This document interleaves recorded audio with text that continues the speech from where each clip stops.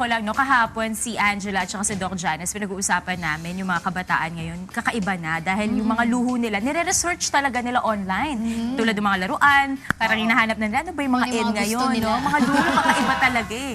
Kaya ito, bagay na bagay ito sa mga magulang at mga magiging magulang in the future. Katulad at mo. magkakaanak, katulad ni Rina at ni Thalia. Yan. Paano po ba mababawasan o matatanggal ang desire o addiction ng mga kabataan sa mga material na bagay? Ano ang sinasabi ng Biblia tungkol dito? Ang sasagot niyan ay si Brother Eli Soriano para sa ating Biblically Speaking.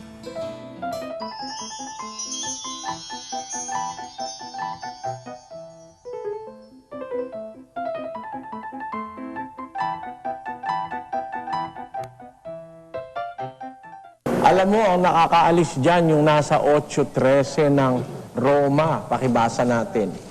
Sapagkat kung mga buhay kayo ng ayon sa laman, ay mga mamatay kayo. Datapwat kung sa pamamagitan ng Espiritu ay pinapatay ninyo ang mga gawa ng laman, ay mga bubuhay kayo.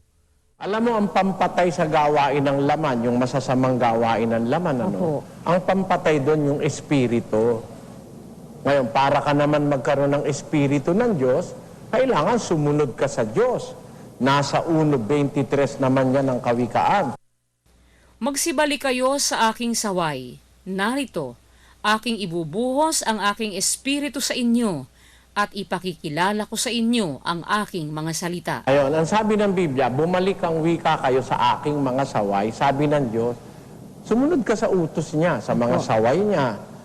May balik kayo king kakong pamamawal at o ini itugtug king kakong espiritu kay kayo.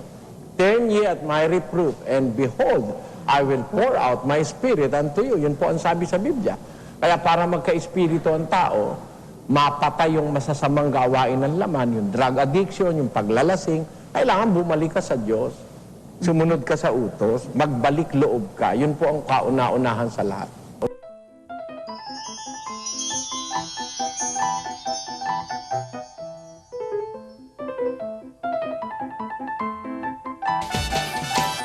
May natutunan na naman tayo ngayong umaga mula kay Brother Eli Soriano para sa ating Biblically Speaking.